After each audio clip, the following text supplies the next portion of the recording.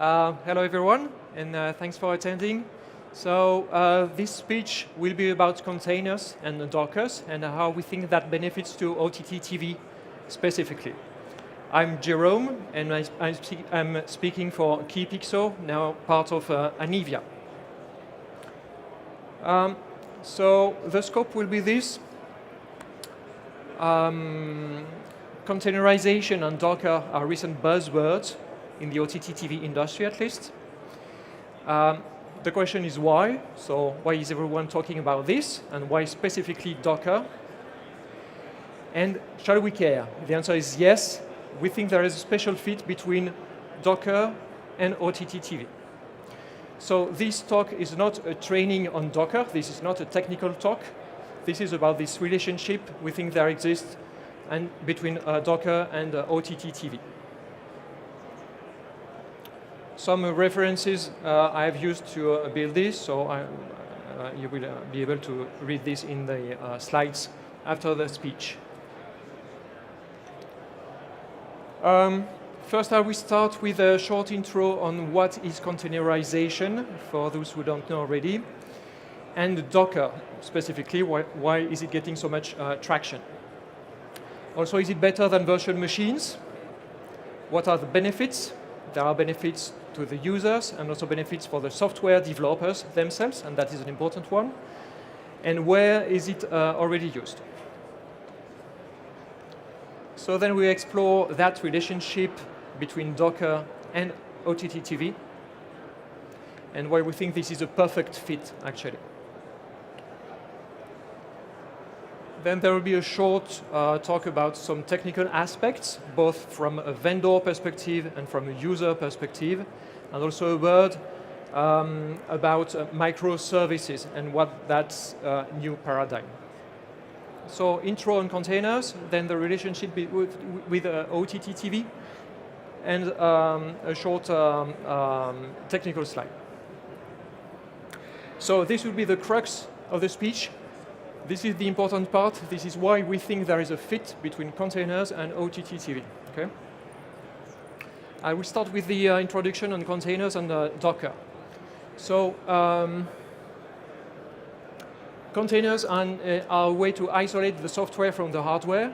And if you have been interested into containers, you've seen that diagram many times already. That compares two architectures to isolate software from hardware.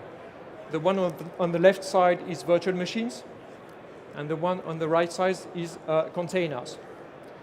So virtual machines rely on a host operating system running on a server, a hypervisor to isolate the server from guest operating systems. So each virtual machine runs in its own operating system. An app is an application that is the software function we are trying to implement. On containers, you have one less layer, actually. This is the container engine, which isolates the software from the hardware. So that is the main difference between virtual machines that we already know and containers. This is that additional layer that we have in virtual machines and that we don't have in containers.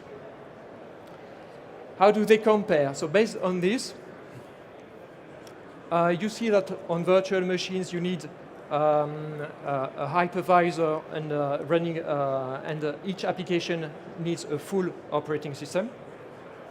So the system, as a consequence, the system has a bigger, larger footprint in size, RAM, storage space, and also it's a heavier system. In containers, this is lightweight. It has a smaller footprint, and also it starts faster. So this is that point number 5 is important. That is, with a virtual machine, you have a startup time of about that you count in minutes, whereas with containers, you count in seconds. And point number 6 is about performance. In virtual machines, performance is degraded by about 20%. Whereas in containers, there is no performance overhead. So this is better for performance. So those 3 points are the 3 points that to us are important an important benefit of containers as compared to virtual machines. So back to this diagram, we've seen that containers are based on a container engine. So what is Docker? Actually, Docker is just one container engine, among others. This is a popular one. It's based on another containerization technology, which is called LXC. And it benefits for a massive ecosystem, so that's why it's so popular. So that slide shows Docker ecosystem today. You can see this is an extremely rich ecosystem, and that's why Docker is a container engine of choice for containerization.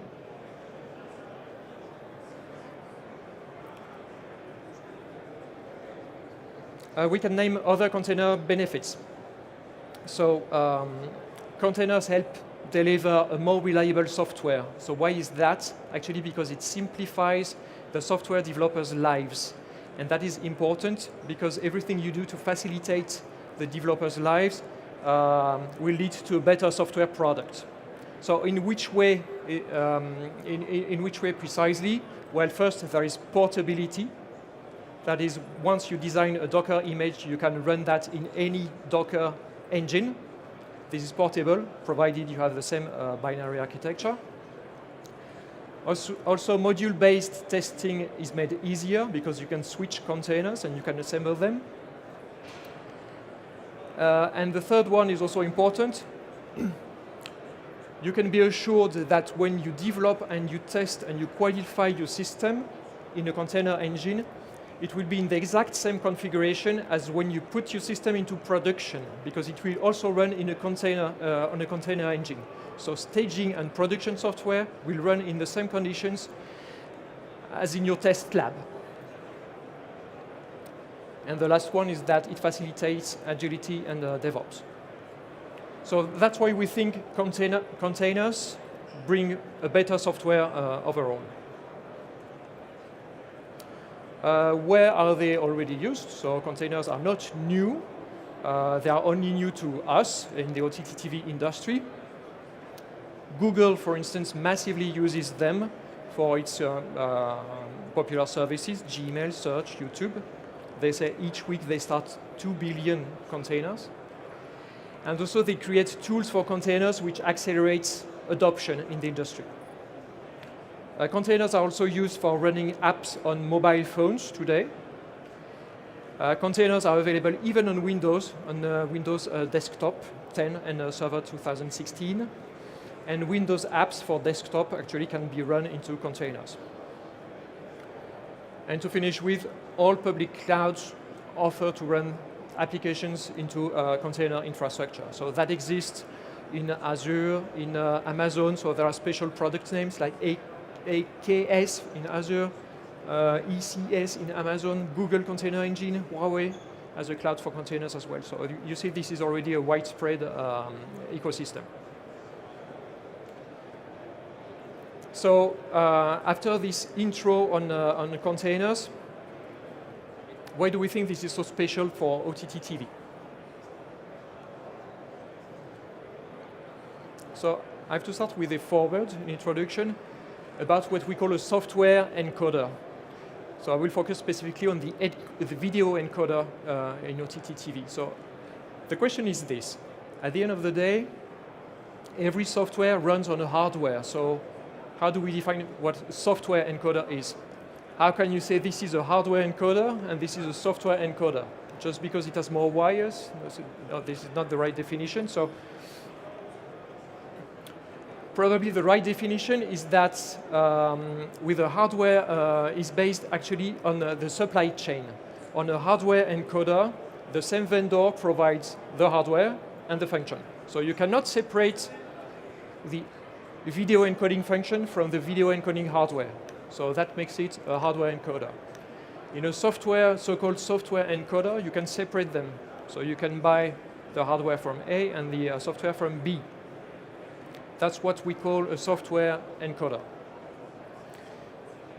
So based on this, um, um, what does an OTT TV system look like in software? So this is a standard diagram for an OTT TV workflow. On the left side, we have a live workflow from the live TV streams. We will encode them, so there is a processing task that encodes them to multi-bit rate, for instance. Then they are packaged, so this is to create the HLS or Dash or CMAF assets. And then they are delivered to subscribers via a CDN. Also, those encoded streams, they can be sent to a cloud DVR for catch-up TV.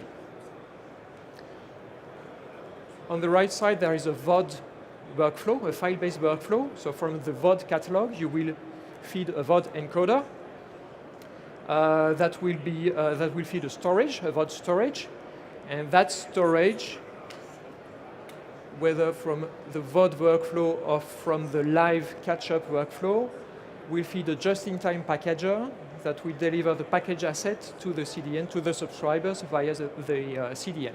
So that is a quite standard workflow for OTT TV. So here it is. Why we think this is the good fit? Well, first, containers allow to compose the different software functions together to build a complete app. So we can compose software services to build that OTT TV headend. This is point one. Point two, in containers, we can also run several versions side by side.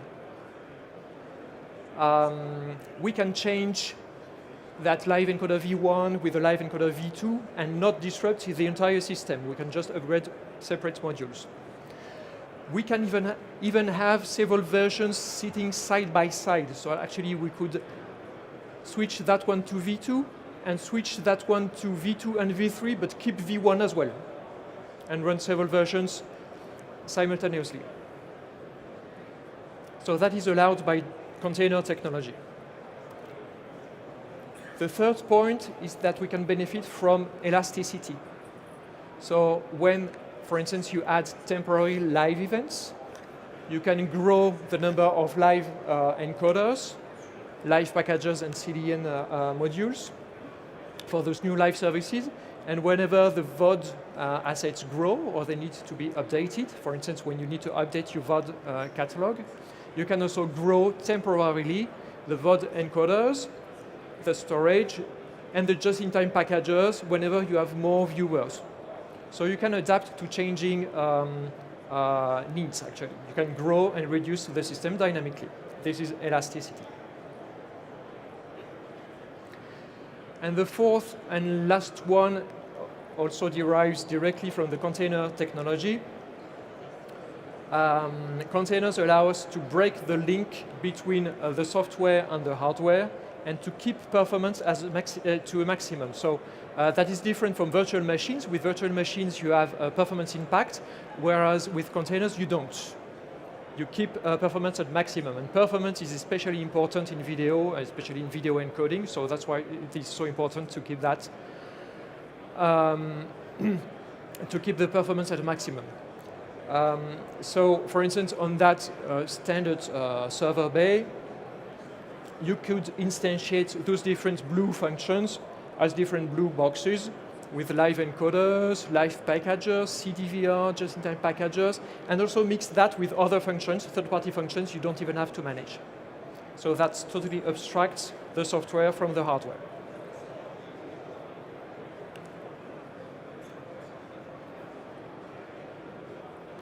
So a short word about some technical aspects. From the vendor perspective and also from the user perspective. So as a vendor, you need to make your OTT software compatible with containers and Docker. So that is, you need to redesign it in a way that does not interfere with the platform. So if your software interferes with the file system, network settings, you have to change it in a way so that it does not interfere anymore. you also have to reconsider your deployment and licensing mechanisms. That is with containers. There are existing systems, existing deployment system and licensing system that deploy containers on different hardware pieces. So you have to use that and get rid of your existing deployment system. Also, you have to ensure that performance is preserved. And for instance, you have to pay special attention when it comes to GPU-based video encoding. You have to make sure that GPU acceleration is preserved within a container. So those are vendor tasks. And on users, on the user side, is there any reason to not use containers? So there is nothing bad about containerization, generally speaking. Docker specifically is more a question of implementation. Our advice would be, if you don't have the Docker expertise, don't try to do it yourself. You have to leave it to your encoder or infrastructure vendor, and don't mess with it. As Docker is more a technology framework, you have to leave it to the person using Docker to build the complete service.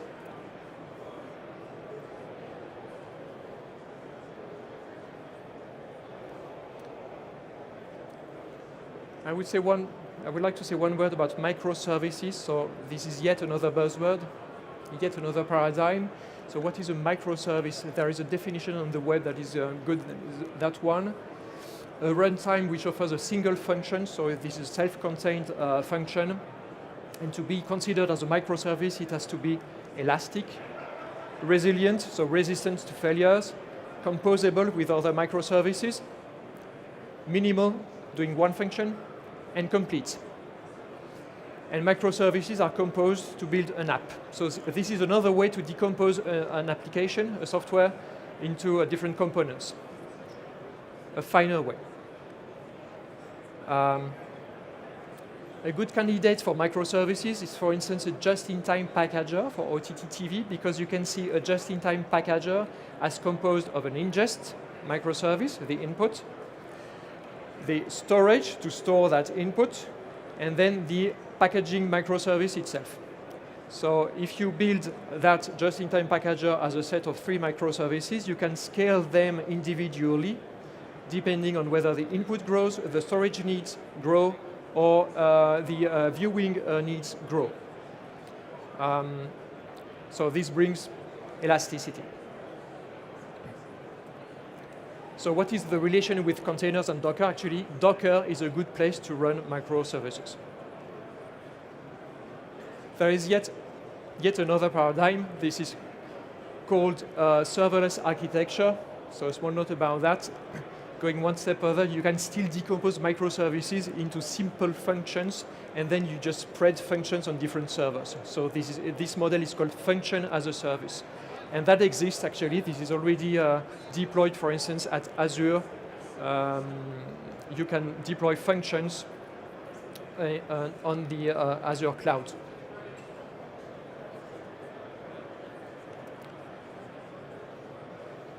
So going to the conclusion, what we are assisting to is a transition to containers. So we've been using hardware custom encoders in the past, and we've seen that shift happening. It has happened already, so now we are in this model, software OTT TV implementation. Software means you buy regular software, you buy regular hardware servers, and you put specific software on it. And now we see the shift to containerized OTT TV implementation, where you don't care anymore about which hardware server does what. You just deploy services as containers on an infrastructure. So you can deploy an elastic number of OTT TV encoders and packagers, for instance, mixed with other functions you don't have to care about.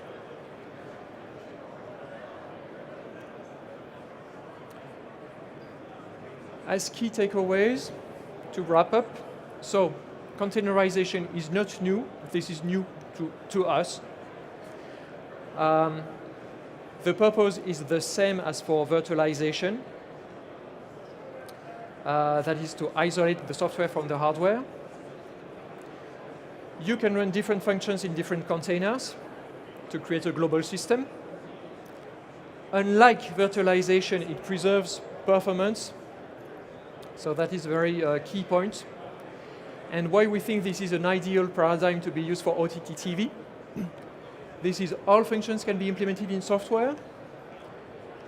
In OTT TV, the technical landscape is changing so rapidly that you have to change the versions of the different components quite in an easy way. You still need a maximum performance. You need to grow and reduce the services as the demand grows and reduces. So you need elasticity, and you need to decorrelate hardware life cycles from software life cycles. So that is why, that blue text is why we think containers are related to OTT TV. And Docker is just one implementation of containers. A word about ourselves. So we are called Keepixo. We do video encoders and packagers for OTT TV. And we release Docker-compatible OTT TV encoders and packagers since 2017. And from now on, we are part of Anivia. And Keepixo becomes Anivia, and we can offer now the complete OTT TV processing chain, encoding, packaging, CDN, and Cloud DVR. Thank you. So if you have any questions, I will be available here.